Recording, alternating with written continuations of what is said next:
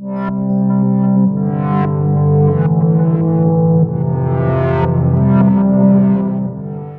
what's up there, YouTube friends? It's Grumpy Gamer Dad here, and this is Making the Nightmare, Season 4, Episode 5. Only one episode remains.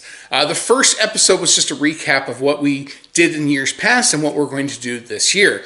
Episode 2 is where we built the mayor. Episode 3, we built Zero, or rebuilt Zero, so to speak. Episode 4, we did Oogie Boogie's wheel and gave him a nice paint job. In this episode, I'm building a pumpkin arch. I've always wanted to do this. I've got a bunch of pumpkins like this and this. Also, I'm going to do a few other changes. I had to do some modifications to Scarecrow Jack from last year and fix his arms. I did a couple extra changes on lock, shock, and barrel. So stay tuned as we continue making the nightmare. I'm not going to build the hanging tree this year that we see in the town in the beginning of the movie and throughout, but we are going to do something similar to that. We're going to have some hanging skeletons from our own tree. I got these skeletons at Walmart. I think they're like $3 each. We are going to prime them white and then paint them different neon black light colors. Alright, so we have some primed skeletons here. We're going to let them dry, flip them over, let that dry. Then we can start the day glow paint. One of the more difficult builds from last year was Scarecrow Jack, only because I had him suspended on a single stake. So for this year, when I was putting him together, I noticed that his arms, they actually were broken in storage last year. So what I've done now is I've taken a PVC connector piece. I've actually screwed in the branches here so that they are now removable. Hopefully this stores easier. Other than that, he really didn't need a whole lot of work. I did a few small changes to some of my oldest props here, lock, shock, and barrel.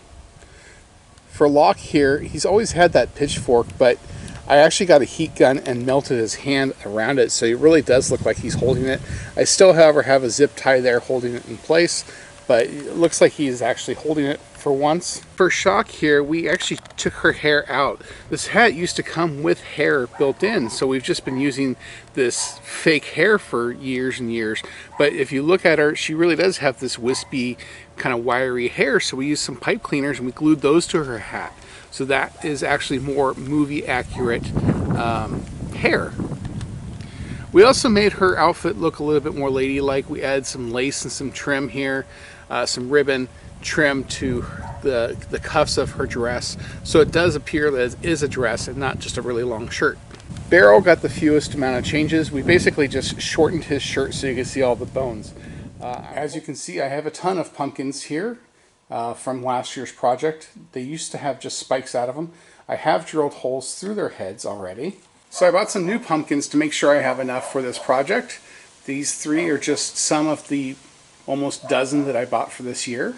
Because of weight considerations, the vertical pumpkins, we're going to have taller pumpkins, bigger pumpkins, so we use fewer of them so they don't make the plastic bow too much. Now I'll be using a 7/8 inch drill bit here to hollow out the holes for my pumpkins. It's big enough for the PVC to slide through. For the base of my pumpkin arch, I have this big, huge 16-inch pumpkin here. I have 2 of them, one for each side. To get the length, I'm actually repurposing some PVC that I painted last year when I built some Christmas light arches over my sidewalk.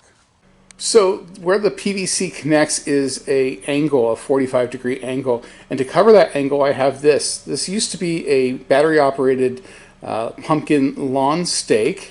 As you can see, I removed the stake and all the light-up equipment here. I also bore a hole in the side so it fits over the PVC. And if you can see here, I cut a slit from one end to the other so it'll fit over that PVC. It just kind of covers a little bit of it. This is going to be the top piece of our pumpkin arch. Because each pumpkin has its own light plug and cord, I bought this. This is a 10-foot long cord with that holds 5 different bulbs, so I can actually connect 5 different pumpkins on one plug. I got this at Walmart for like $6.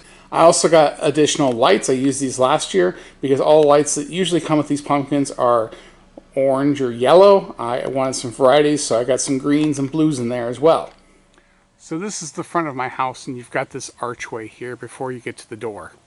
Every year I try and do something different with the pumpkins. Last year I had the pumpkins on little pedestals I had cut from the cemetery wall from the first year. Due to the nature of this project, most of the parts had to be assembled in the garage. That's drilling the pumpkins out and then putting them on the PVC. You see I've got it staked down into the ground. I've got a 4-foot long piece of rebar in there, and the vertical part's pretty good. I've got it all starting to get wired in there. But it's right about here when we start to go up and over that we start running into problems. Now when someone's holding it, obviously, it's pretty level. That's the desired effect. But when I let go, that's what happens. I need something to bring it out a good foot. From the street side, it looks pretty good, a little off-centered. From the back, however, you can see it caves kind of inward. That's not what we wanted. So I took some strings, the type that you would use to tie down inflatables, and I have them coming here. And I have them intersecting at a single point, and then going down into this post, which I have driven into the ground with rebar.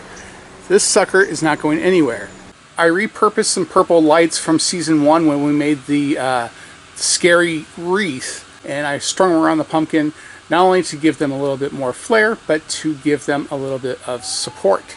Patience, which is not one of my strong suits, finally overcame just wanting to get the job done, and I figured out at least a temporary solution. We're only a few days from Halloween, and the weather is not going to be 50-mile-an-hour winds like we had a few days ago, so I don't have to worry about securing things as much.